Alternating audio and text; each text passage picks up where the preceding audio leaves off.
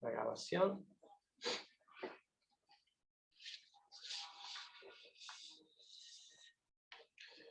Bueno, ahí estamos viendo, está Lucía Ferrari, la doctora Ledesma, Alejandro, se están conectando. Bueno,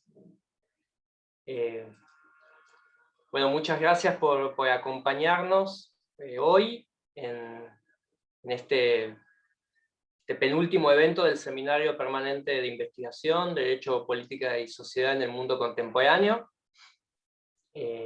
Estamos cerrando este año tan particular, y estamos en la etapa del seminario en el cual se exponen resultados de proyectos de investigación que han tenido lugar en el ámbito de la Universidad de El Salvador.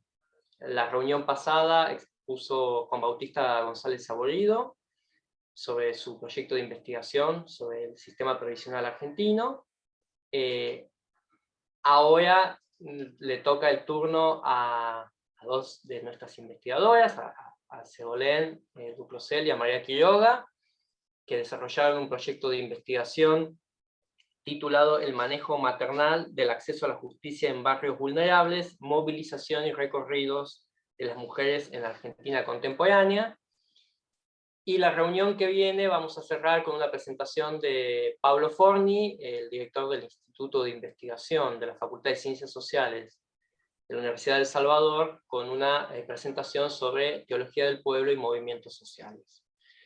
Pero bueno, hoy nos convoca esta investigación muy particular que tanto nos ha gustado a los que estamos en la facultad y en el instituto, que conocemos un poco su desarrollo, porque conocemos la génesis de cómo se gestó este proyecto, así que fue todo siempre muy lindo, y esta es una etapa muy linda, que es hacerlo público algunos de los resultados.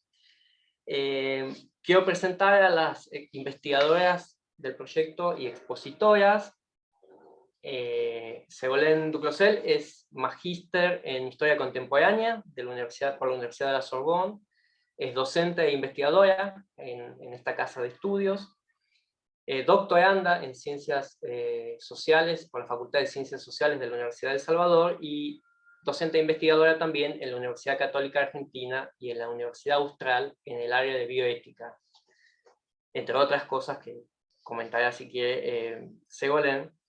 Y María es flamante abogada, bueno, flamante, ya hace un tiempo, pero es joven, por la Universidad de El Salvador, investigadora de nuestro Instituto de Investigación, investigadora de la Fundación Nuevas Generaciones. Como comentadora, en esta ocasión, invitamos especialmente, y le agradecemos mucho su presencia, a la doctora Eleonora Cano. Eleonora es abogada por la Universidad de El Salvador, especialista en Derecho de Familia también por la Universidad de El Salvador, doctoranda en Ciencias Jurídicas por esta casa de estudio, y tiene una prolífica función en las publicaciones, porque es directora de la revista jurídica Equitas de la Universidad de El Salvador, de la revista interdisciplinaria de familia de IJ Editores, y prosecretaria de la revista de Derecho Civil también de IJ Editores. Actualmente se desempeña como prosecretaria académica de la Facultad de Ciencias Jurídicas, es un poco nuestra jefa, así que la vamos a tratar bien, y en el área docente es docente y ha realizado proyectos de investigación vinculados al derecho de familia y el derecho civil 1 en la carrera tradicional y del plan franco-argentino de la Universidad de El Salvador. Bueno, sin más, les doy la palabra a nuestras expositoras. La dinámica va a ser la que tenemos siempre en el seminario. Comienza la exposición de las invitadas, luego va a venir un comentario de la profesora Eleonora Cano, y luego las preguntas y consultas del público. Muy bien, Ségolène, María, todo de ustedes. Muchas gracias, Guillermo. Muchas gracias, Eleonora. Somos de la casa, ¿no? Pero siempre es un placer compartir con ustedes, y muchas gracias por darnos la oportunidad con María de compartir esta investigación que nos interesó muchísimo. A título personal, como doctoranda, después de este proyecto de investigación, y decidí también que sea mi tema de tesis en ciencia política, ciencias sociales, así que hay toda una continuidad, ¿no? Obviamente. Y justamente lo que vamos a compartir hoy. Muchas gracias, Guillermo, por haber explicitado que sea un borrador lo que les mandó, porque justamente estamos como en un proceso de ir completando, ¿no? Ese documento con, con justamente algo que tiene que ver mucho con este seminario, que es la multidisciplinaridad, una mirada interdisciplinar entre abogacía y ciencia política, ciencias sociales. Entonces, la riqueza de este seminario justamente se refleja muy bien en nuestro trabajo de investigación, donde el derecho solo no alcanza a abarcar la temática del acceso a la justicia de parte de madres de un barrio vulnerable del Gran Buenos Aires, y tampoco la mirada sociológica alcanza por sí sola. Así que realmente es una oportunidad increíble y animo mucho a estudiantes universitarios y a promover esa mirada más universal sobre cualquier temática humana, no solo desde una sola disciplina, sino una mirada más universal.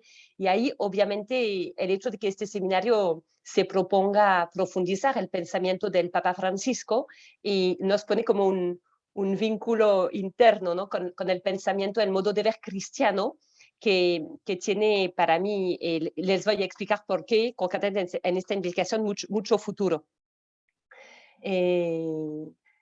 Entonces, les voy a pedir si pueden poner la presentación. María, quizá que quieres completar algo de esta introducción. No, muchísimas gracias, Guillermo, por tu presentación. Muchas gracias, Segolén. Es un placer estar presentando nuevamente este proyecto y ahora en el marco del seminario.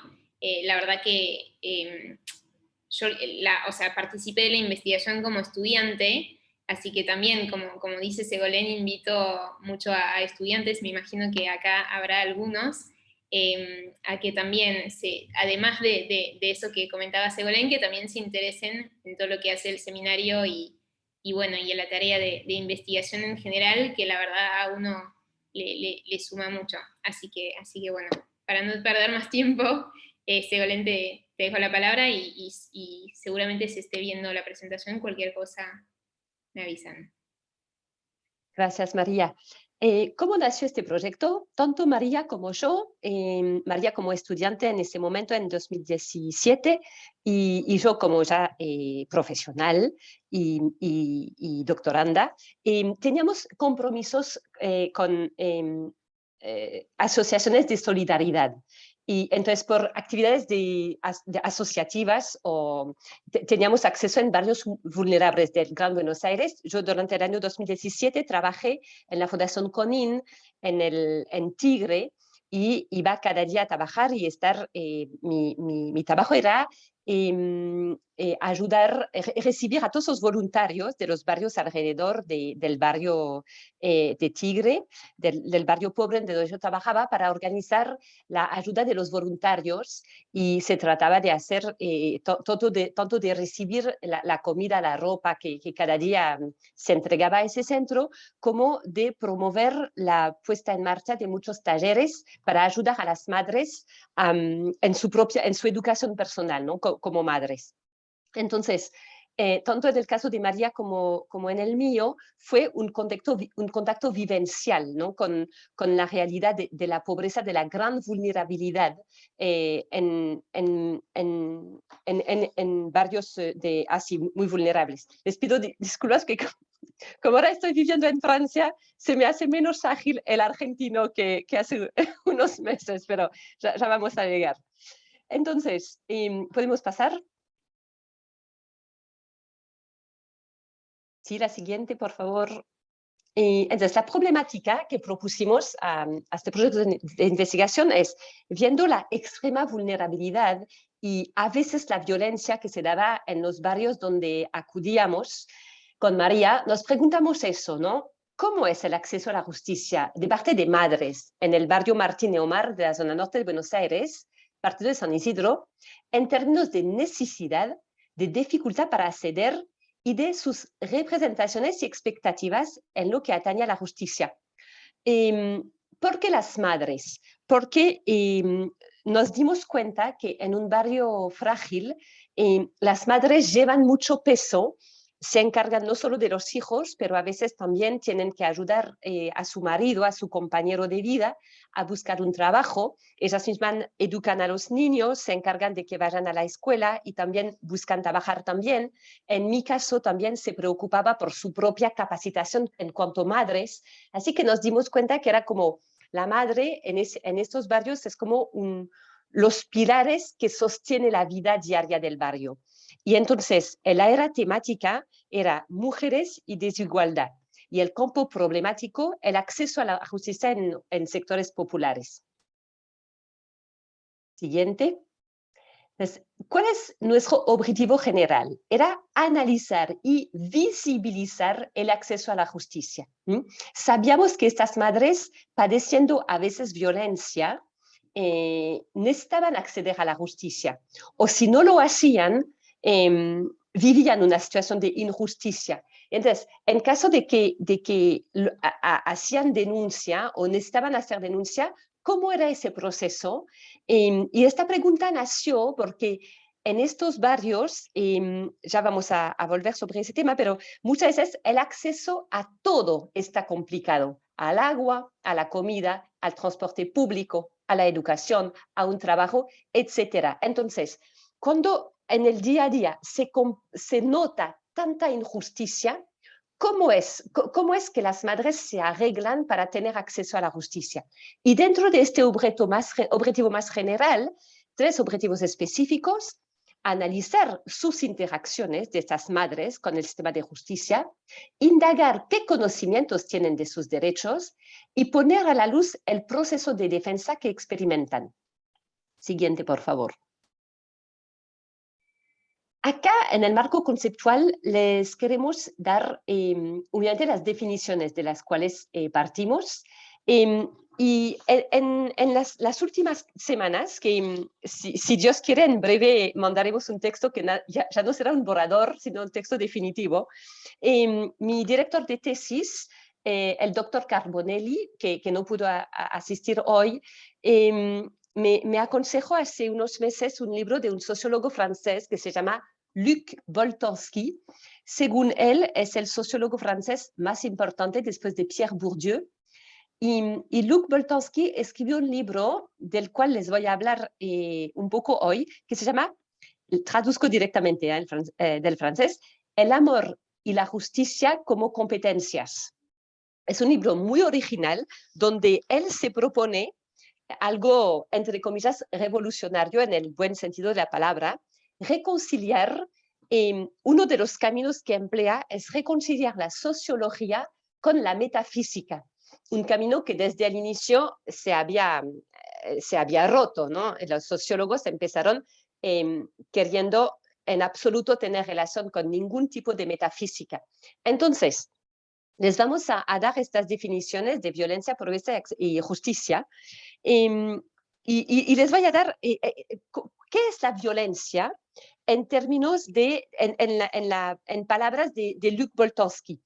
La violencia es la presencia de la fuerza, ¿no? En una situación entre personas, de repente surge acudir a la fuerza, a la razón de fuerza física o moral.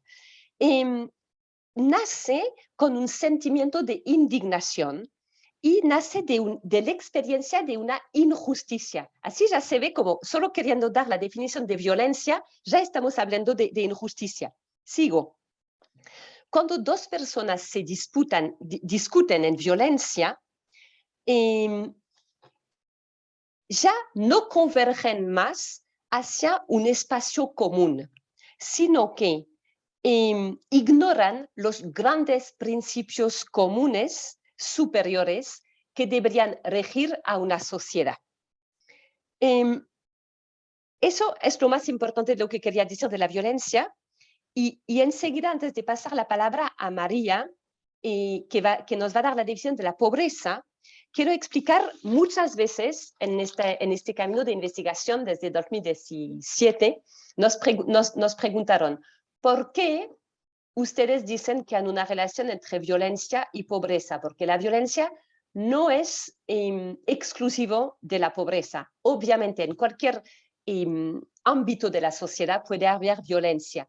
¿Por qué es interesante analizar juntos violencia y pobreza? Nos responde, entre otros sociólogos y filósofos y abogados, Luc Boltanski nos dice, en un mundo de pobreza, de precariedad, las personas no encuentran más realidades estables donde asentar sus críticas y tienden a caer del amor al despliegue de fuerzas violentas. Espero que se entendió. Es decir, que las personas que viven en situación de pobreza pueden entrar en una forma de desesperación por no tener acceso a tantas necesidades. Y esta injusticia mayor puede provocar más fácilmente reacciones violentas. Pero ahora le paso la palabra a María. Muchas gracias, Segolén. Para rápidamente también hablar de la definición que dimos de pobreza, ahí es muy interesante tomar en cuenta una discusión o al menos una cuestión que tuvimos que resolver al momento de definir la pobreza, es que muchas veces no se entiende el uso de la palabra pobreza por su dureza, ¿no? Muchas veces se utilizan sinónimos o palabras que quieran decir un poco lo mismo, pero bueno, con tal de no utilizar pobreza, y muchas veces nos sugirieron de utilizar la palabra desigualdad, ¿no? Como forma de expresar ese modo de vida distinto, obviamente, distinto al menos de lo que nosotros, me imagino, lo que estamos participando en este seminario, vivimos. Y lo que nos dimos cuenta ahí es la importancia de hacer una diferencia entre la desigualdad como concepto relativo, ¿sí?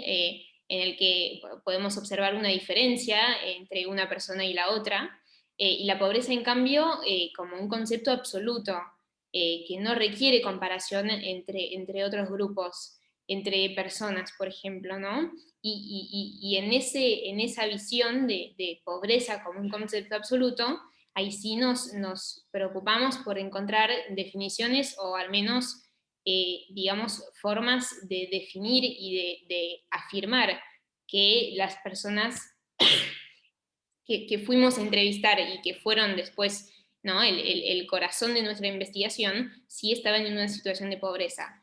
Ahí tenemos varias, digamos, fuentes, varios organismos que nos permiten, mediante sus herramientas, definir la pobreza. Tenemos, por supuesto, el INDEC, que tiene tanto la canasta básica alimentaria y la canasta básica total, que son dos, digamos, dos herramientas muy útiles. Obviamente todos conocen lo que es la línea de indigencia y la línea de pobreza.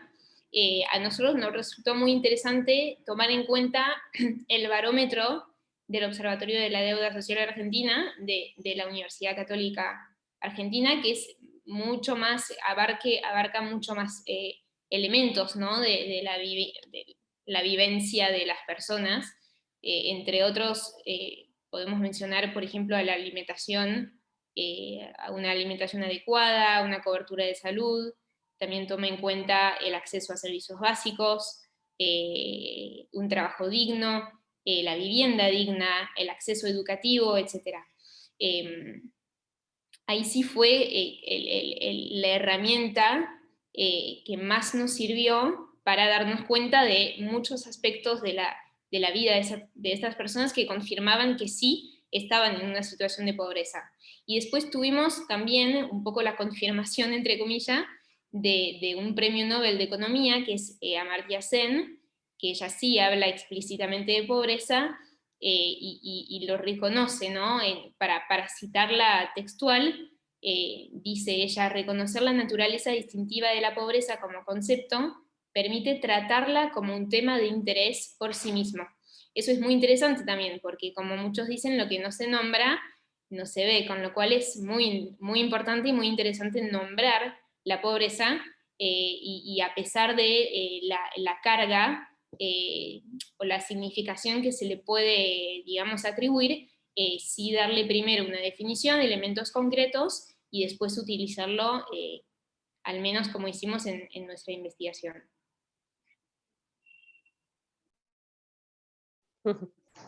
Muchas gracias, María. ¿Quieres que siga con la justicia? Entonces, tercer concepto que queremos definir, justicia. Y ahí les voy a pedir un poco de paciencia, porque quiero compartir con ustedes justamente lo que ese mismo sociólogo, Luc Boltanski, que pone una luz muy interesante, muy nueva desde la sociología en ese concepto. Primero, no es tan fácil definir lo que es la justicia. Si lo queremos pensar, no en sentido filosófico, sino bien aplicado en el tema sociológico. ¿Por qué no es tan fácil? Porque cuando empezaron los primeros sociólogos, y acá me refiero a Émile Durkheim concretamente, tuvieron un primer propósito, es echar afuera, echar a tierra lo religioso en general, lo religioso y cualquier referencia a algo que pueda suenar a religión y a la religión cristiana concretamente en la sociedad. Entonces, el problema que se encontraron es que cómo mantener la moralidad en una sociedad que ya no se apoya en los pilares religiosos que hasta entonces, mitad del siglo XX, el fenómeno religioso, la creencia personal de muchas personas y colectiva, aseguraba una forma de moralidad en la sociedad. Se quita lo religioso porque, según Émile Durkheim, es una ilusión en el sentido no español, no de la alegría, sino como un fantasma, algo que no se puede creer, que no quiere sustancia, una ilusión. Y entonces ahí surge un gran peligro, es caer en la anomía, ninguna ley, y en la anarquía, ninguna jerarquía. Entonces, lo que observan los sociólogos es que observan describen desigualdades en la sociedad y a la vez una inquietud permanente por la justicia, por obtener más justicia.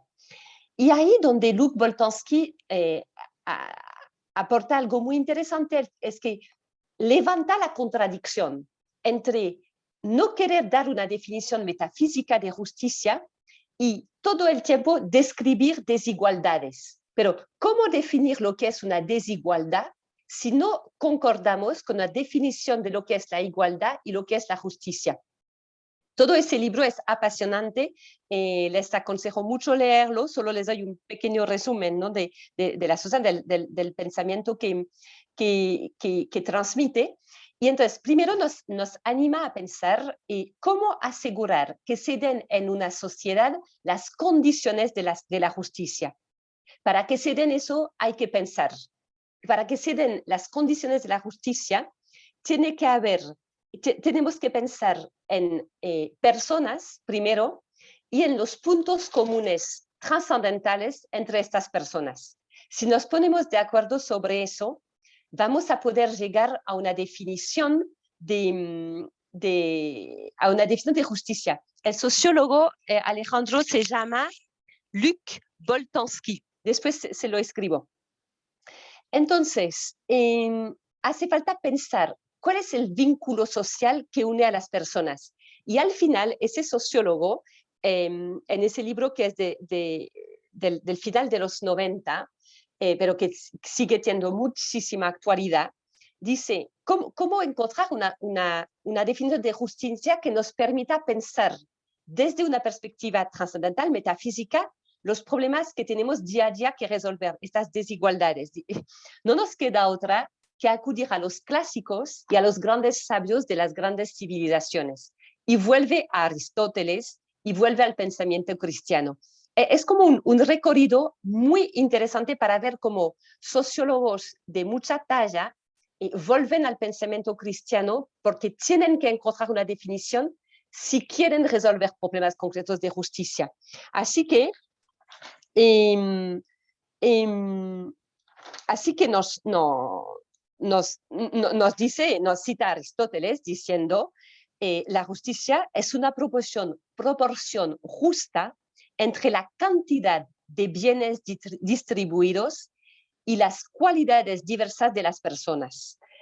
Y entonces se pone de acuerdo para decir tenemos que encontrar un marco de común humanidad entre las personas, sabiendo que siempre vamos a tener que definir entre las personas un orden de grandeza. Cada uno de nosotros durante nuestros días podemos ser la misma persona con la misma dignidad que cualquier otra persona, y ese es el punto de partida de pensar la justicia. Y a veces en diversas situaciones del día nos encontramos con una dignidad distinta de nuestros compañeros. Por ejemplo, en nuestra familia podemos ser el mayor o el Benjamín de la familia. Entonces, nuestros hermanos, nuestros padres, aunque a veces tenemos 30, 40 o 50 años, nos siguen tratando como el menor. Y a la vez, en nuestro ámbito profesional, podemos tener un cargo y trabajar en equipo con profesionales. Y ahí se nos reconoce otro tipo de justicia y de dignidad. Y a veces en el campo deportivo o cultural podemos ser presidente de una asociación y ahí tenemos otro tipo de dignidad y nos tratan de un cierto modo y tenemos un cierto tipo de derechos y de deberes. Entonces, es muy interesante ver que si bien la dignidad personal es igual para todos en sentido estricto, en todas las situaciones de la vida pueden tener matices distintos. Y el sistema de justicia va a pensar todas estas situaciones en cuanto llega una denuncia. Podemos pasar a la siguiente. Entonces, si pasamos ahora al marco conceptual. Luc Boltanski se pregunta, eso ya les comenté, sí, ya les comenté, y quiero poner, quiero subrayar algo, algo que todos los sociólogos subrayan es que si no nos ponemos de acuerdo sobre qué es la justicia, qué es la dignidad de las personas, y ponernos de acuerdo sobre un conjunto de principios que van a guiar la organización de nuestra sociedad y respetar estos conceptos, nos damos cuenta que las relaciones humanas se tornan relaciones de fuerza entre los que tienen poder y los que no. Y en francés hay una expresión que dice rapport de force, y con María nos preguntamos, la traducción relación de fuerza es un poco floja para traducir ese forcejeo, ¿no?, entre dos personas que expresa el rapport de force. Pero bueno, es lo que hay de momento. El siguiente.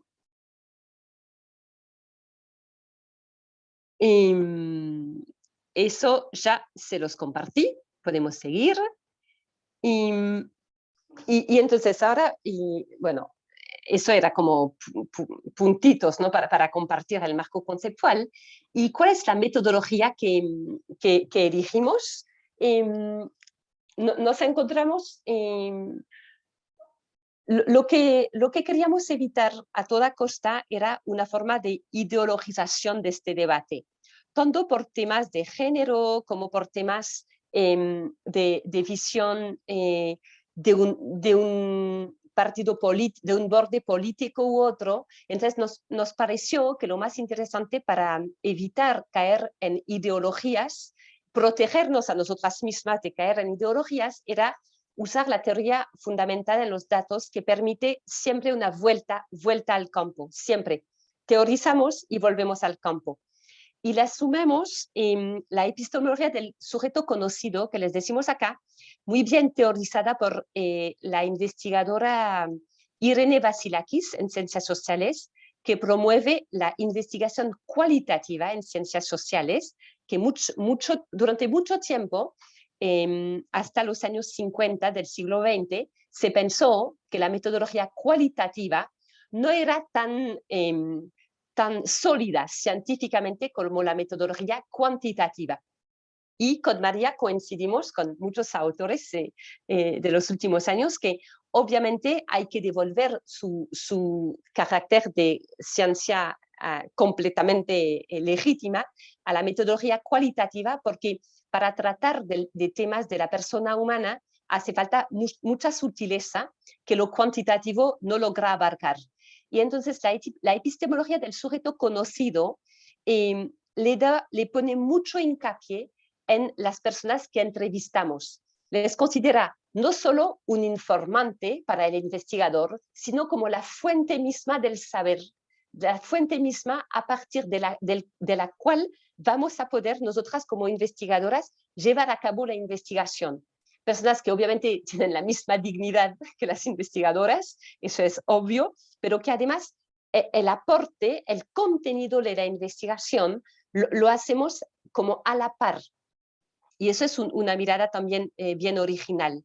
¿Qué hicimos? Entrevistas en profundidad, 9 hasta el momento, de 45 minutos a 4 horas, y hicimos muchos días de observación participante o no del campo en ese barrio, y de las cuales 12 sesiones de un grupo multifamiliar donde acudían varios psicólogos que reunían gente del barrio en un pequeño comedor de este barrio Martín Omar, y acudían mujeres, varones, jóvenes, niños del barrio, y nosotros podíamos asistir en cuanto investigadora. Las personas compartían problemas que tienen muy graves muchas veces en su vida, y los psicólogos intentaban ayudar a cada una de estas personas en frente de todos a encontrar un camino para salir adelante. Elegimos también un diseño flexible de investigación, sabiendo con esa metodología cualitativa muchas veces pueden surgir situaciones nuevas, inesperadas, que implican cambios en las preguntas de investigación. Siguiente, por favor. María, te dejo describir el barrio. Para hacer una mención muy breve a la configuración un poco de cómo era este barrio en el que fuimos a hacer las entrevistas, como decía Ségolène, creo que por ahí lo más llamativo del barrio es un barrio chiquito en el Bajo San Isidro, que tendrá unas 4 o 5 calles, tiene digamos, la cantidad de gente que vive en este barrio obviamente es mucho menor que otros barrios que están cerca, por ejemplo, la Cava en San Isidro. Sí es muy llamativo, como les decía, la entrada del barrio en el que encontramos el comedor, que es como el edificio casi más importante del barrio, ¿no? En el que van las mujeres, por ejemplo, a buscar alimentos para sus hijos, en el que también se hace apoyo escolar, en el que también obviamente se hace ese grupo multifamiliar, como les comentaba Ségolène, que es realmente un hito importante del barrio. Primero porque es un lugar en el que se puede poner en común muchísimos temas que uno generalmente suele guardar por sí. Es un espacio también en el que se buscan soluciones en común. Así que bueno, eso para la configuración rápida de cómo era este barrio.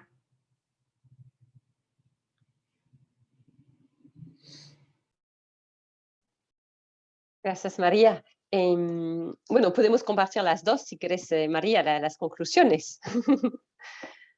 Después de todo este tiempo pasado en el barrio, de estas entrevistas que hicimos de las dos, que las hemos grabado con la autorización de las entrevistadas, llegamos a varias conclusiones, ¿no? Primero, María, te dejo. Vos. Lo que sí observamos, creo que fue una de las observaciones más impactantes que vimos, fue que las madres de este barrio tienen un concepto de justicia que puede llegar a ser práctico o trascendental.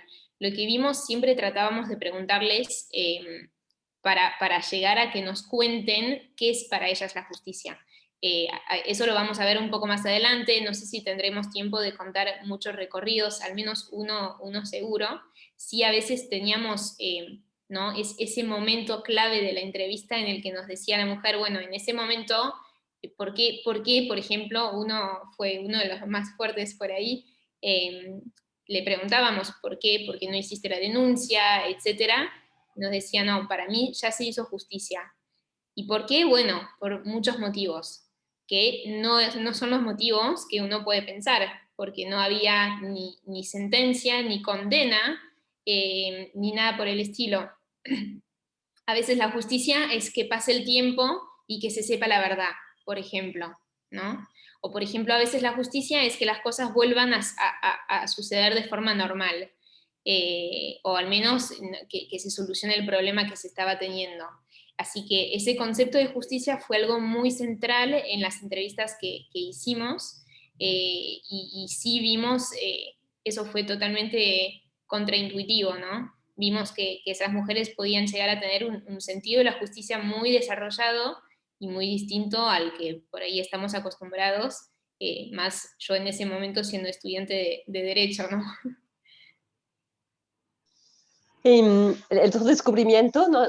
Conclusión, fue que tenían recursos para llegar a la justicia porque sabían no quedarse solas.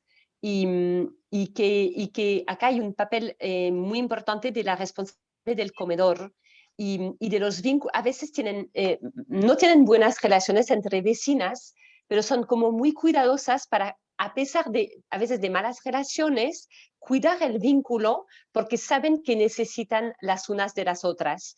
Y entonces muchas veces es por ayuda de otras que llegan a saber de la Comisaría de la Mujer, a saber del Tribunal de San Isidro y a poder hacer una denuncia. Luego, en cuanto a los motivos para apelar a la justicia, hay algo que también nos llamó mucho la atención y que mucho hace eco a lo que comentaba Ségolène al inicio. La violencia que padecen esas personas empieza con su falta de acceso a servicios básicos, que en realidad tiene su raíz en la ausencia total del Estado en este lugar. Tienen violaciones a sus derechos fundamentales que son omnipresentes en su vida, que van desde su vivienda, su acceso a servicios básicos, a la salud, a la educación, al trabajo, pero para ellos y ellas, los motivos fundamentales y los que realmente las llevó a acudir a la justicia fueron motivos de violencia y en gran medida violencias intrafamiliares. No se dan cuenta muchas veces de que su situación o la forma en la que viven constituye una violación de sus derechos. Y por último, nos dimos cuenta que estaban, sobre todo la responsable del comedor, muy cuidadosa de mantener vínculo con el municipio de San Isidro, con abogados y eso, ¿no? Que incluso de relación personal, si podía, eso, ¿no? Que era un modo de salir al paso y de ayudar a las demás. Siguiente.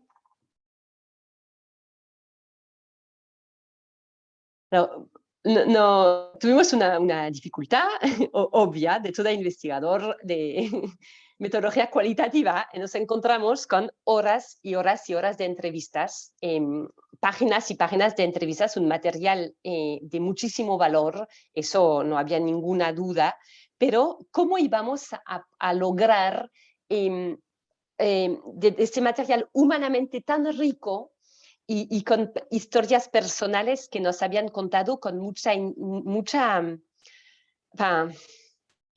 confianza, ¿no?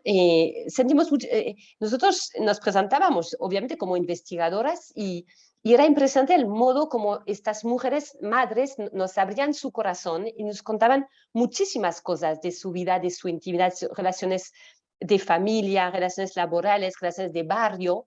Y sabíamos que teníamos entre manos algo de muchísimo valor y entonces teníamos que pensar bien cómo hacer para ordenar ese conocimiento y darle forma para una investigación científica. Entonces, se nos ocurrió lo que nuestra directora de investigación, Agostina Saros, nos sugirió: intenten reconstruir la máquina. Y les vamos a compartir como un vistazo, ¿no? de un cuadro Excel que hicimos, así que es como un poco burdo, ¿no? Pero pusimos en columnas los 9 nombres de las mujeres que entrevistamos y intentamos, para poner un poco de orden, ordenar ítems. Entonces, primero nos dimos cuenta la importancia de los vínculos, ¿no? Nos habían hablado muchísimo de los vínculos que tenían. Entonces, pusimos una línea vínculos. Vínculos con, no son vínculos primero familiares, ¿no? Obviamente. Después, muchas de ellas nos hablaron de las instituciones a las que acudieron y hicimos la lista de estas instituciones.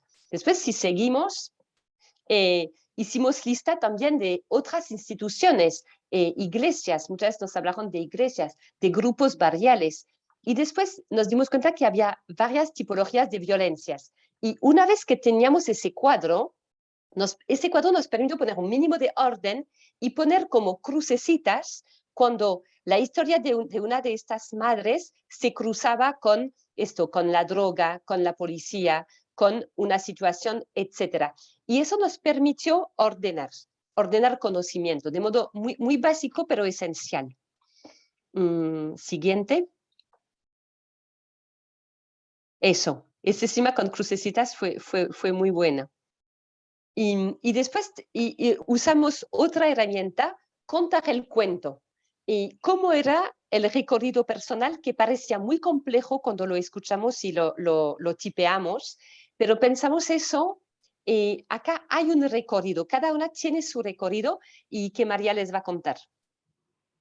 Sí, al menos uno sí les vamos a contar, por ahí dos, por una cuestión de tiempo. La verdad que fueron recorridos todos muy largos. A veces teníamos enfrente a una mujer que como decía Ségolène, nos abría su corazón, nos contaba toda su vida y nos contaba 30, 40 años de vida, con distintos episodios que luego nosotros por ahí nos mezclábamos. Hay que aclarar que por ahí uno cuando cuenta todo esto no lo hace en orden, no hace un orden cronológico con capítulos y demás, con lo cual después nos resultó muy útil poner orden cronológico en todo esto y ver un poco las causas, consecuencias, pasos que hayan vivido estas mujeres.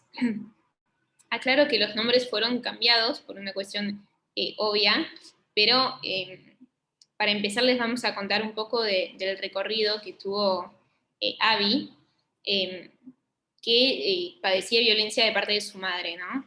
Ella primero nos contaba que, bueno, vivían en unas casas muy cercanas, en realidad ella había construido su casa al lado de la suya, le cortaba pedazos de ropa cuando se estaba secando, le destruía partes de la casa. Entonces fue una primera vez a la comisaría de la mujer. Ahí le dijeron, piénsalo, a veces después cuando haces la denuncia es peor, así que respuesta negativa totalmente.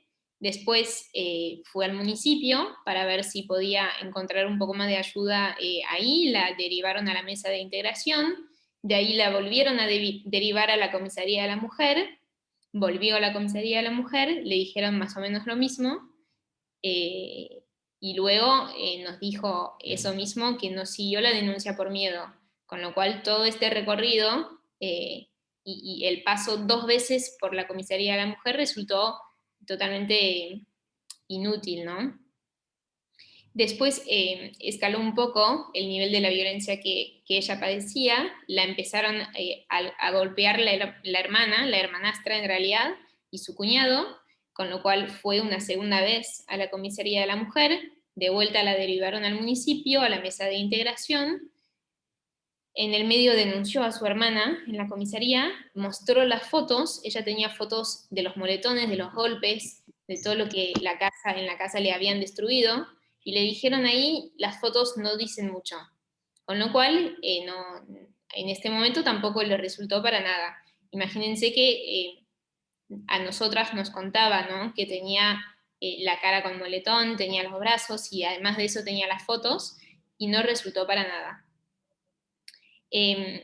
Una tercera vez fue a la mesa de integración, perdón, ahí sí habían convocado a su familia, con lo cual su madre y su familia fueron a la tercera convocatoria, dijeron que era loca, que inventaba todo, y le terminaron creyendo más a la madre que a esa víctima, ¿no?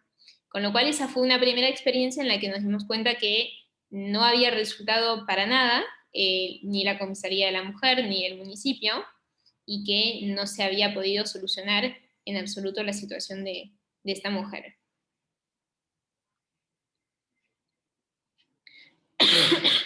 Después tenemos un segundo caso, que es el caso de Marta.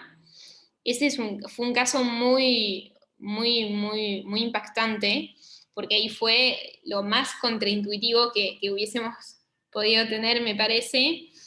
Fue, bueno, un caso de una mujer que vivía, ¿no?, con su compañero en este momento, y nos contaba: le tomé odio, bronca, conocí a un vecino que me dijo, si vos querés separarte de tu marido, te puedo ayudar. Entonces, bueno, ahí lo que vimos es que acudió a la persona encargada del comedor, que, como les contábamos, en este barrio es un poco una referente, ¿no? Es la persona que ayuda, que pone en contactos y demás. Esta persona le dijo, bueno, él se tiene que ir de la casa porque es el hombre, la ayudó, le explicó, bueno, qué tenía que tener para poder hacer la denuncia, y ella misma nos dijo, ¿no?, con esas mismas palabras, que tenía que hacer que él la pegue para hacer la denuncia, porque si no, no iba a poder tener ninguna razón suficiente como para poder separarse y quedarse con la casa. Con lo cual, eso es lo que hizo, un poco para resumir, ¿no? Fue a la comisaría de San Isidro, la derivaron a la comisaría de la mujer, ahí sí le atendieron bien, volvió con 2 testigos, le dieron un papel, fue a tribunales, del tribunales la mandaron al colegio de abogados, le dieron un abogado que no tuvo que pagar, y nos decía, ¿no?, pasó una semana entre que fui a la comisaría de la mujer y que yo tenga la casa y que él se tenga que ir. Eso para nosotras fue muy impactante, porque un poco haciendo también el contraste con el caso anterior, en el que una mujer yendo 3 veces a la comisaría de la mujer no pudo tener ningún resultado positivo, y ahí muy rápidamente, con una situación que no resultaba ser para nada cierta, ahí sí se había, digamos, empezado a funcionar la máquina mucho más rápido y con mucha más eficacia. Así que bueno, logró, digamos, tener la casa, que lo apartaran, lo citaron para que digamos, sí, lo citaron para el juicio, nunca apareció porque no le llegaban las cartas, porque no estaba viviendo más en la casa, y además de eso le dieron a ella un patrullero porque se consideraba un caso de violencia, ¿no? No sé, Sego, si querés que contemos de otro más. La verdad que y los estoy resumiendo muchísimo y me duele porque hay muchísimos detalles que se podrían contar, pero bueno, un poco sí, por ahí adelantar un poco, ir hacia esta parte de una entrevista, que creo fue lo que un poco les comentábamos antes, este momento en el que una mujer nos cuenta por qué para ella hubo justicia, ¿no? Obviamente no les vamos a leer el diálogo completo, pero sí fue muy impactante cuando le preguntamos por qué no había hecho la denuncia, y nos contestaba eso que también les mencionaba antes. Ahora mis hijos saben que era la situación en la que el padre de los hijos era el que, digamos, violentaba a esta mujer, ¿no?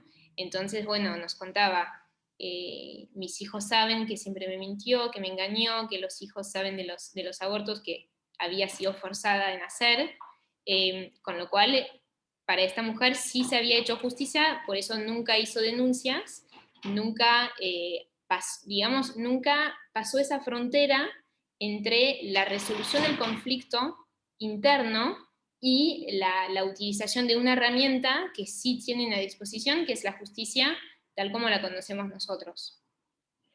Entonces, con todos esos recorridos, sí, y me imagino que ustedes ya los ven también, esos contrastes, que tenemos por un lado una justicia ineficaz para algunos casos, muy eficaz para otros casos en los que es usado de manera instrumental, ¿no? La justicia con un uso instrumental para llegar a fines que no son la justicia, y otros en el que directamente no se usa porque se encuentran otras vías para resolver esas cuestiones.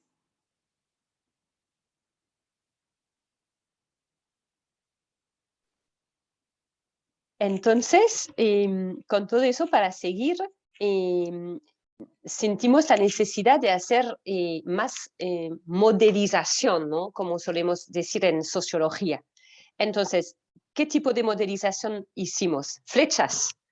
Si quieren pasar al siguiente.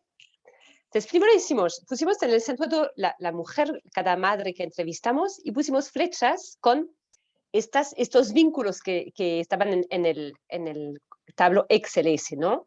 La planilla Excel, y pusimos en color colorado, rojo, pusimos relaciones violentas de parte, por ejemplo, de hermanastros hacia la mujer, y color verde, las relaciones positivas. Una nos habló de su padre con una relación muy positiva hacia ella. Entonces ahí nos encontramos con varias flechas, ¿no? de colores distintos que nos ponía como un modo de leer más clarito el tipo de vínculos violentos o no que podía vivir cada una de estas mujeres. Siguiente. Ahí nos dimos cuenta que había un tejido familiar túpido, muchas relaciones, mucho grupo familiar, y ahí nos llamó mucho la atención estas flechas de abajo que recibían violencia, las madres que entrevistamos, tanta violencia de parte de su propia madre que de su marido o compañero.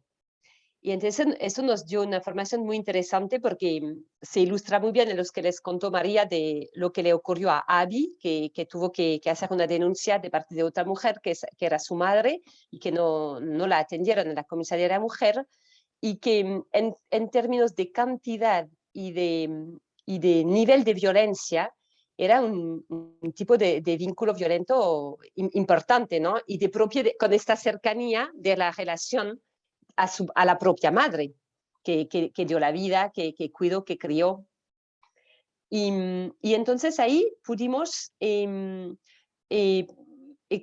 utilizar esa expresión de violencia intragénero, intrafamiliar. Dentro del contexto familiar, que sabemos que muchas veces es violento, este tipo de violencia intragénero, ¿no? Que se nota también con suegras o hermanas o hermanastros.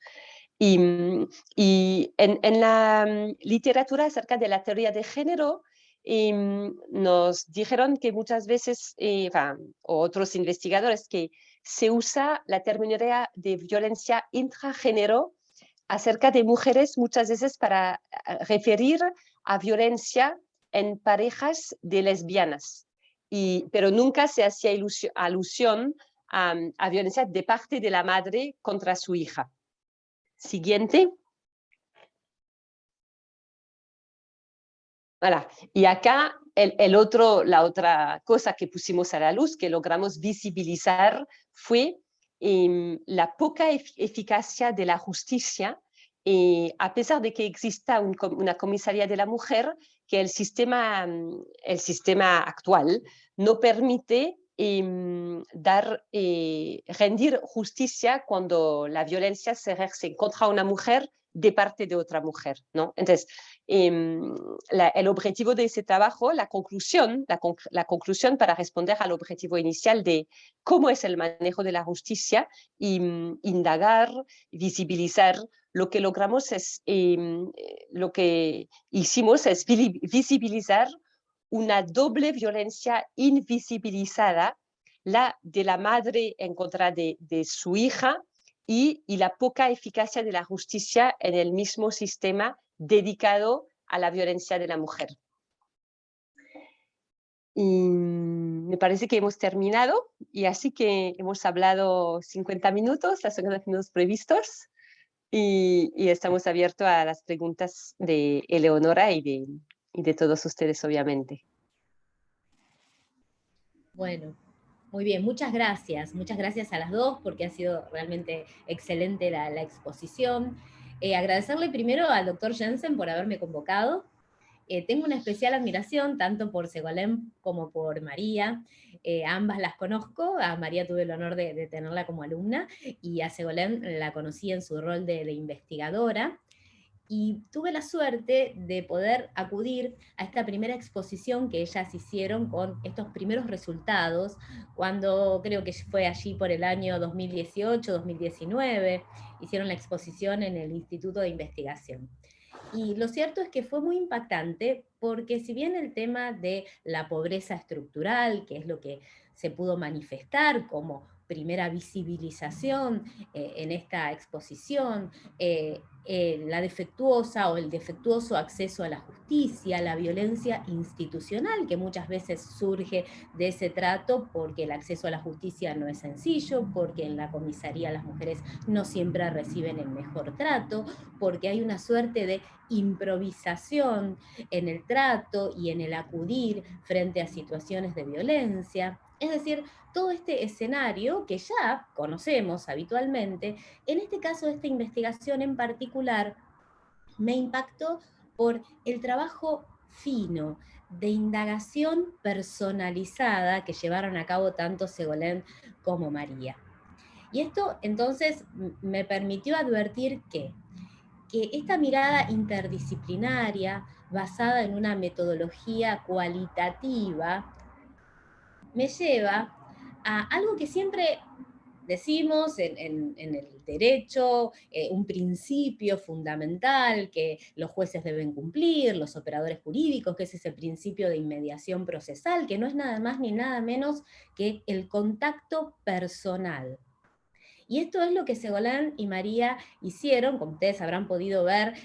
Por supuesto que las investigaciones, las entrevistas que han tenido son mucho más ricas. Yo tuve la oportunidad, y ustedes seguramente también, de leer el trabajo final, e incluso, bueno, en aquel momento en que lo expusieron, quizás también de poder preguntar acerca de sus impresiones, en situaciones que quizás no el papel o las palabras puestas en el informe no llegan a revelar.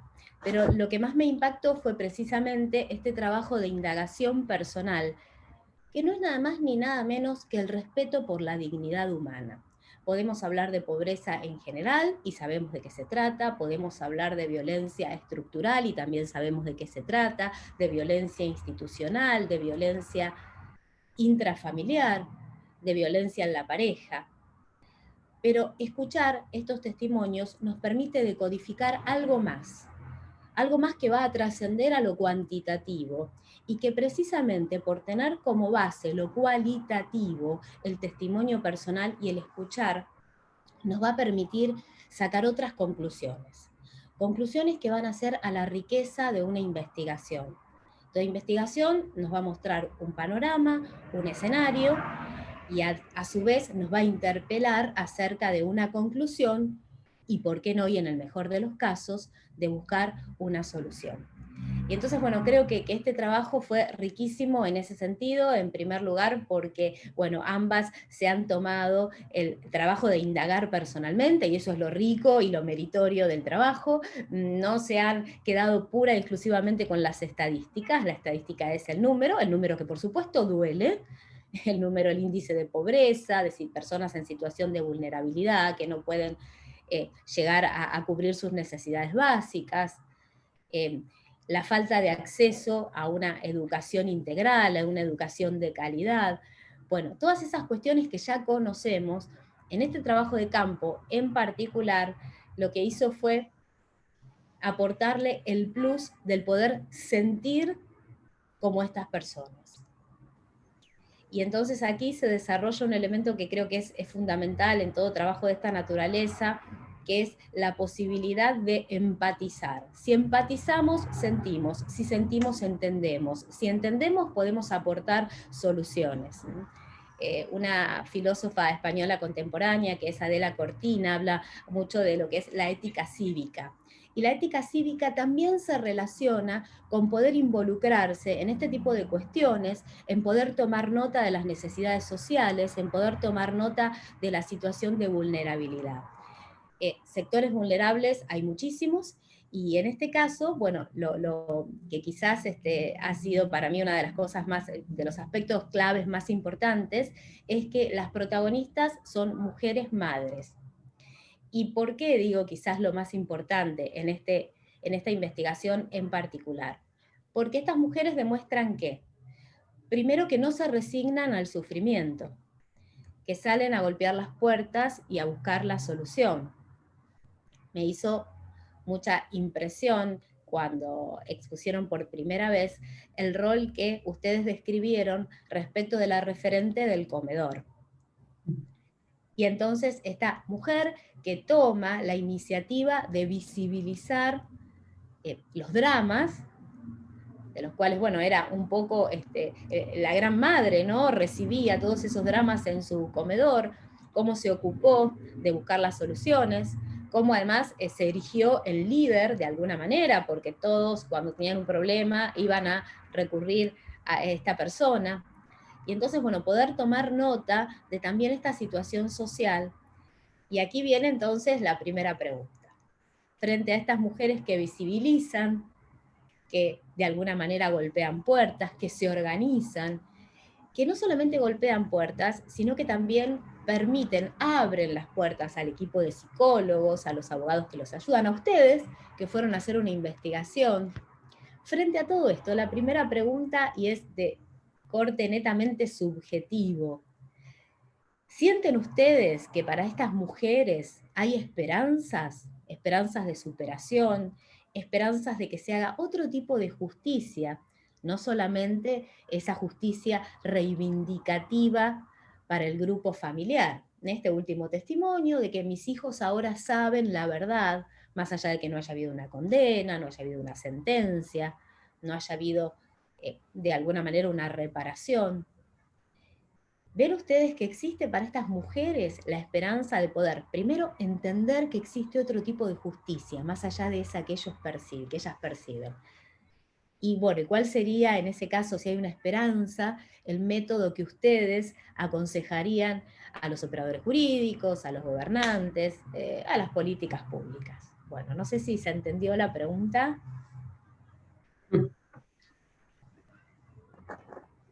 Sí, muchas gracias. Muchas gracias, Eleonora. María, ¿quieres responder? La verdad que es una pregunta de la que es difícil tener una respuesta, pero en cuanto a si hay esperanzas para ellas, creo que sí. La noción de justicia que ellas tienen obviamente es muy diferente y eso lo notamos desde el inicio. Creo que lo explicamos muy brevemente, pero aprovecho la ocasión para por ahí ampliar un poco este tema. Dado que el Estado es tan ausente de sus vidas, para ellas la justicia del Estado no necesariamente es una opción que contemplan dentro de las posibilidades que ellas tienen.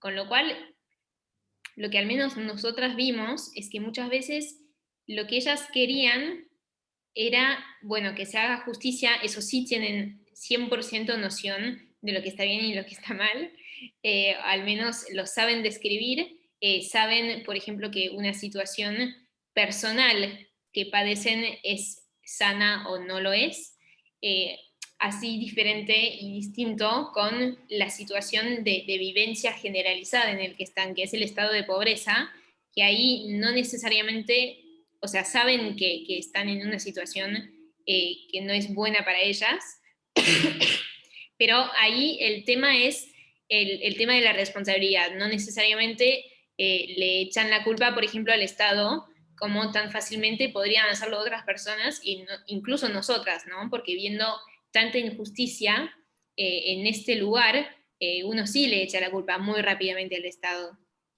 Con lo cual, sí, noción de justicia tienen, yo creo que sí hay esperanzas, al menos, a ver, hay esperanzas y hay mucha fuerza también, mucha fuerza para salir adelante. También vimos mucha humildad, porque como decías, Eleonora, muchas veces es abrir la puerta, pero también dejar que uno abre la puerta propia, con lo cual son muchas fortalezas que vimos en estas mujeres que hacen decir que sí tienen esperanzas y además de eso fuerzas para salir adelante luchar, y creo que también ese fue un motivo de por qué elegimos a las mujeres madres, porque son las que no solamente luchan por sí mismas, sino que tienen muchas más razones, ¿no? Con lo cual es mucho más fuerte la lucha suya. No sé si Ségolène quieres completar. Sí, técnicamente con el sistema de justicia técnico, yo quería salir un poco de esta disyuntiva de que las violencias pueden venir sí o sí de un varón, ¿no? Porque me parece que acá hay algo que no está bien enfocado, que obviamente que la violencia puede venir de varones y de varones de su propia familia, eso es obvio, pero me gustaría técnicamente ayudar a considerar otro tipo de violencia, y a veces violencia muy especial cuando proviene de este vínculo tan peculiar con la propia madre. Y por otro lado, no sé si hay mucha más esperanza técnica que esperar, pero me parece que testimonios como esa Gabriela, ¿no? Gaby, que le dijimos, a veces es otra postura frente a la vida, ¿no? Es otra postura, y eso me parece que se logra con la vida, con la amistad, con los golpes de la vida a veces que ayudan a poner la esperanza, no tanto en cosas que se pueden contabilizar, sino en un alelo más trascendente, ¿no? Y sí, eso me parece que por ahí iría. Pero muchas gracias por la pregunta, Eleonora. Gracias ambas. Bueno, si les parece, empezamos con las preguntas. Muchas gracias por la exposición, muchas gracias, Eleonora, por dar el puntapié. Bueno, ahí hay una pregunta en el chat de Lucía Ferrari, que pregunta si las entrevistadas manifestaron ser violentas con sus hijos. Sí, sí, una nos lo manifestó de modo muy repetido, incluso como un punto de un logro el día que ella entendió que gracias a este grupo multifamiliar, ella salió del grupo diciendo, en ese lugar a mí me escucharon y me hizo mucho bien, me sentí escuchada y me hizo bien. Es una mujer con muchísima finura que lograba expresar las cosas realmente. Y entonces volvió a su casa, habitualmente gritaba y pegaba a sus 3 hijos, y esa vez dijo, lo que yo acabo de experimentar en el grupo multifamiliar, sin mis chicos, voy a intentar que ellos también se sientan bien gracias a eso. Y ese día descubrió otro modo de vivir con sus hijos, y no sabemos exactamente si dejó completamente de pegarlos, de gritarlos, ¿no? Eso, pero sí fue como una de sus más grandes victorias y algo que cambió su modo de ver. Y las otras, muchas recibieron violencia de sus propios hijos. Sí, una fue echada de la casa por sus hijos y los vecinos, pusimos justicia por manos propias, y los vecinos hicieron justicia por manos propias con el hijo que le había echado de la casa. Y otra recibió muchas violencias de sus hijos que se tomaban mucho alcohol los 3 juntos. Nos hablaron también de violación de la madre por parte de los hijos, pero eso nos habló una vecina y no tuvimos más testimonio en ese sentido, pero fue pronunciada la palabra. Y sí, la violencia realmente va desgraciadamente, cada generación puede parecer de la otra. María, quizás quieres añadir algo. No, sí, me acuerdo bien de esa primera mujer de que comentaste, que sí, de un día para el otro dejó, ese fue un elemento que nos dijo después, o sea, tuvo realmente un trato muy distinto con sus hijos. Y su mejor amiga también tenía digamos, un poco, ahí la situación era distinta, ¿no? Porque ella sí había sufrido mucho la violencia de chica, con lo cual era algo que no quería reproducir para nada con sus hijos y lo tenía muy claro, pero sí es verdad que depende mucho de las vivencias. Suelen reproducirse los comportamientos y hay veces en los que, al contrario, ¿no? Uno toma la decisión de cortar un poco con esa, no sé si es una costumbre, ¿no? Pero esa forma de relacionarse, pero siempre es consciente este cambio. Y otra nos contó otra forma de violencia respecto de una de sus hijas, que fue algo muy, muy sutil, muy distinto, que ella nunca, siempre le había escondido a su hija mayor que su padre no era su padre. Pero ella misma, como madre, lo vivió como un cierto tipo, no sé si decir de violencia, pero sí de injusticia respecto a su hija. Hasta que un día, cuando la hija ya había cumplido más de 20 años, se hablaron y la hija entendió.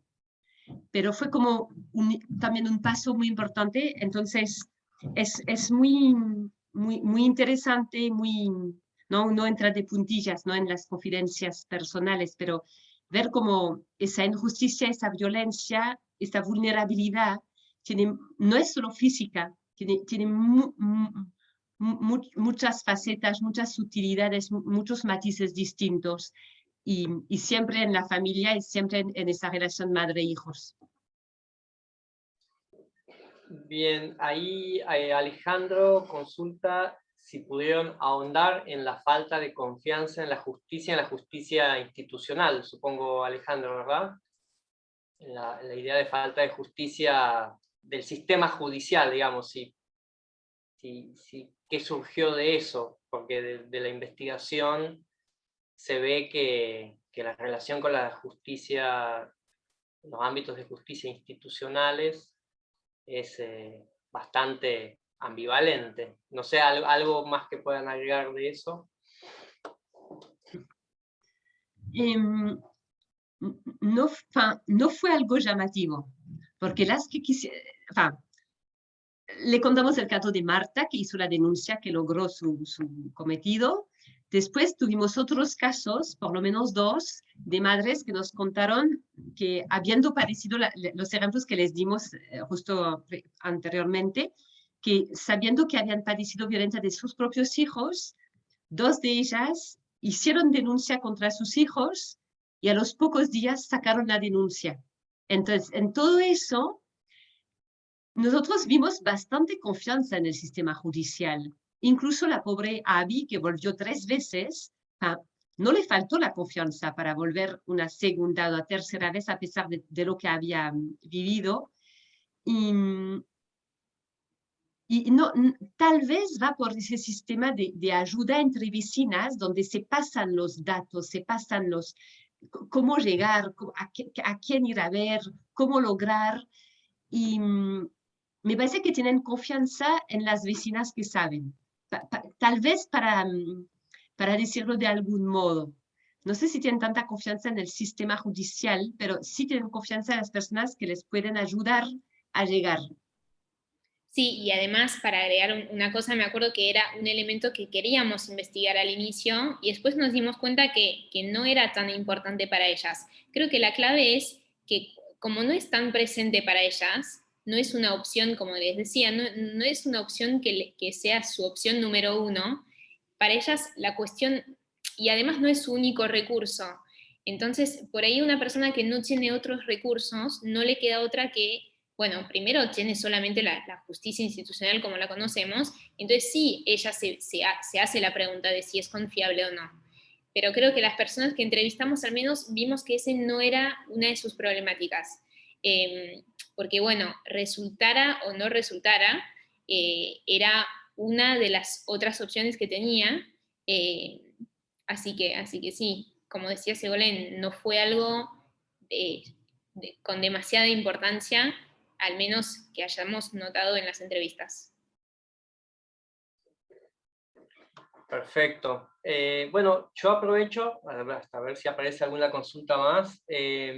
les quería hacer una consulta muy corta, pero conociendo un poco la trastienda del proyecto y todo el trabajo que han realizado, y leyendo un poco lo que es el borrador de informe final, yo quería preguntarles específicamente por dos cosas.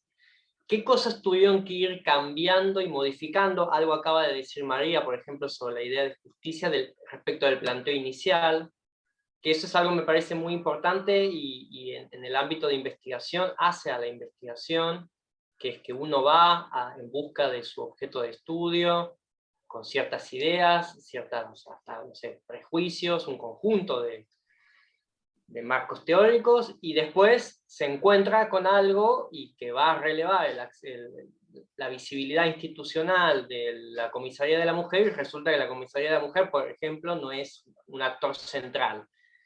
¿Qué cambios hubo desde, en general, de ustedes, o cómo fue el proceso desde que se plantearon el proyecto, ya conociendo un poco el barrio, y hasta este resultado casi final, digamos? Esa sería mi pregunta general.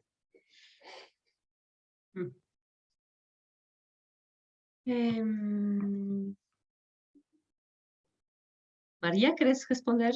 ¿Se te ocurre algo? Rápidamente, la verdad que fue todo muy natural, se dio, las cosas se fueron dando, pero más que nada a medida que hacíamos las entrevistas, y además después, cuando vimos que en las entrevistas volvían muchos temas y algunos otros teníamos la pregunta hecha y no habían contestado mucho o no profundizaban en esos temas, ahí mismo nos dimos cuenta, ¿no? Y por ahí ajustamos un poquito en ese momento, pero sí, hubieron algunos temas de definición. El tema que comentaba justo antes, sí, de la relevancia de la confianza, por ejemplo, en el sistema judicial. Pero sí, no, que yo recuerda fue como uno de los tantos, pero la verdad que fueron muchísimos. Como también utilizamos el método cualitativo, uno no le queda otra que adaptarse a lo que va viendo, ¿no? Entonces, las mismas entrevistas fueron las que nos fueron guiando. Sí, lo que quizá puedo añadir es una de estas dificultades, no sé, me encantaría escucharlos cada uno de ustedes sobre su investigación y cuando elegimos un tema que es decididamente desde el inicio multidisciplinar, lo que sí vemos es que tal vez, aunque el tema sea sociológico, habíamos seguido una metodología más de derecho y que tuvimos que hacer como un vuelco hasta un vocabulario, una metodología más de sociología pura. Y entonces eso fue como la riqueza y también la dificultad de estar en el cruce de dos disciplinas. Porque una disciplina es todo un universo mental. Yo estudié historia en la universidad y María abogacía, entonces la sociología en sí no era no era lo más familiar. Y eso sí es un esfuerzo muy grande de intentar conquistar otra disciplina, sobre todo en un campo tan sensible como la investigación. Si no damos ese vuelco hasta la sociología, no vamos a tener credibilidad en la investigación frente a sociólogos o investigadores de ciencias sociales. Entonces, eso es como una exigencia muy grande, ¿no? Que nos permitió ese seminario, ¿no? Pero que es realmente un desafío. Sí, bueno, yo un poco para ir cerrando, bueno, quiero agradecer y quería destacar la enorme complejidad del trabajo que abordaron Ségolène y María, porque como ellas mencionan, hubo que construir todo en el proyecto, también las herramientas con las cuales abordarlo, y quiero detenerme, porque lo habíamos hablado anteriormente, en esta tensión que hay entre los marcos teóricos desde el derecho estrictamente jurídicos, que van con un una carga, muchas veces, muchas preconcepciones, y herramientas más flexibles que buscan conocer la realidad, por ejemplo, qué es lo que se representan como justicia o injusticia las mismas personas que son el objeto de estudio. Y bueno, eso es como muy, muy complejo, ¿no? Ese trabajo yo lo viví un poquito más de cerca, que fueron haciendo, requirió una enorme energía y es de una enorme dificultad. Es lo más fácil agarrar un molde preestablecido de un enfoque determinado y aplicarlo simplemente a un caso, ¿no? Aquí hubo una tarea de construcción muy, muy fuerte y que quiero destacar porque es muy inusual. Ahí justo apareció una pregunta mientras yo hablaba de Rocío. Dice que ya que nombraron que existe ausencia por parte del Estado y en un cuadro que mostraron, nombraron que muchas veces la Iglesia ayuda a las mujeres al acceso a la justicia, si creen que hay mayor asistencia, ayuda o intervención por parte de la Iglesia que por parte del Estado, y si esto es así, ¿esto sucede por el carisma propio que tiene la Iglesia y su doctrina social? Se pregunta Rocío. Rocío es alumna de Derecho Político, aquí está con nosotros, como lo fue María, está en primer año. Un poquito del tema de la Iglesia también está bueno También es de para... mi materia, ¿eh? También es de mi Bien, materia, me voy a poner celosa, si no, de Derecho Civil. Un poco está bueno la consulta vinculada al rol de la Iglesia, ¿no? Ahí las religiones, cómo actuó eso en la investigación. Me parece que es un rol complementario, diría yo. No es el mismo papel. La justicia está aquí y tienen confianza, como lo vimos, para acudir en casos realmente desesperados, cuando hay una herida grande, ¿no? Una injuria grande en su dignidad. Me parece que la Iglesia es el caso de la Iglesia protestante, sobre todo en el barrio Martín Omar, aporta una ayuda diaria como para desenvolver una vida más plena, más linda, un poco más liviana en el día a día. Por lo menos es así cuando nos contaban de su relación con la Iglesia protestante, evangélica del barrio. Acudían para buscar una contención, para participar del culto, para conocer personas, para sentirse útil a veces, dar un servicio en el templo. Eran como dos planos complementarios. No recuerdo, pero a ver vos, María, que una haya buscado mediante la Iglesia a acudir a la justicia. No aparece en las confidencias, en las entrevistas. No, la verdad que el rol más que observamos fue el de contención, que es el típico y creo el que uno observa lo más fácilmente cuando va a esos barrios, y la verdad que no hace falta indagar mucho para darse cuenta de la importancia que tienen esos espacios, pero en nuestro caso observamos más que nada contención, no tanto ayuda concreta para llegar a la justicia. Después, ¿por qué la Iglesia era el templo evangélico que estaba presente por medio de una pareja en ese barrio? Una pareja que vivía en otro barrio, pero que atendía el templo ahí. ¿Y por qué la Iglesia Católica no estaba presente? Parece que una vez al año el párroco de San Isidro venía. Eso no supimos por qué. No supimos por qué hubo esa forma. No sé si usar la palabra deserción, porque es un poco fuerte, pero supimos que antes la Iglesia Católica estaba mucho más presente y que dejó de ser muy presente. No sabemos si es por falta de brazos, no sabemos por qué se tomó esa decisión. Pero el hecho es que esta ausencia de la Iglesia Católica encontró una forma de reemplazo en la contención humana por parte de los evangélicos. Bueno, espectacular, la verdad. ¿Tienen algo como cierre que quieran decir, Ségolène, María, para ir cerrando la presentación? Algo como una especie de cierre de la investigación, alguna impresión, y cómo ven a futuro, si van a seguir, si van a publicar un libro, a ver qué nos cuentan, qué van a hacer con esto. Tengo que seguir con la tesis de doctorado, así que tengo un camino largo por delante. Y en temas de metodología, el director de investigación está tan encantado con las entrevistas que tenemos que él me aconseja seguir no haciendo más entrevistas, no más números de entrevistas, pero ahondando en las 3 o 4 más ricas que tenemos, porque son historias realmente muy ricas, muy interesantes. Entonces, ahondar en eso, ¿no? Eso es como, y orientarnos hacia más un tipo de estudio de casos, biografías, que es otro tipo de metodología en ciencias sociales.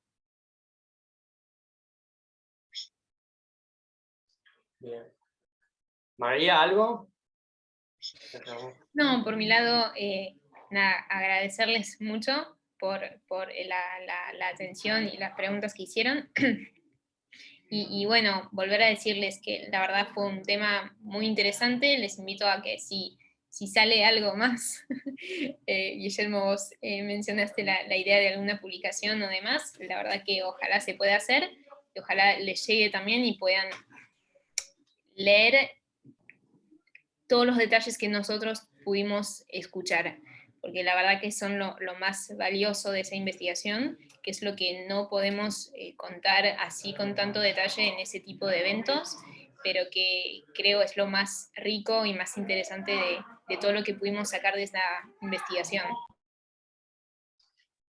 Bueno, muchas gracias a Ségolène, a María, a Eleonora por hacer el rol de comentadora especial en este evento, a todos los participantes. Nada, recordarles que el 8 de noviembre vamos a tener nuestra última sesión del año, donde va a exponer Pablo Forni sobre movimientos sociales y teología del pueblo, que es una investigación de la Facultad de Ciencias Sociales. Invitarlos a esa presentación y comentarles que en breve subiremos esta exposición al canal de YouTube del seminario. Bueno, muchísimas gracias por la participación, un saludo y muchas gracias María y Ségolène, fantástico el trabajo que han hecho. Muchas gracias y muchas gracias a todos ustedes por su presencia, por acompañarnos hoy.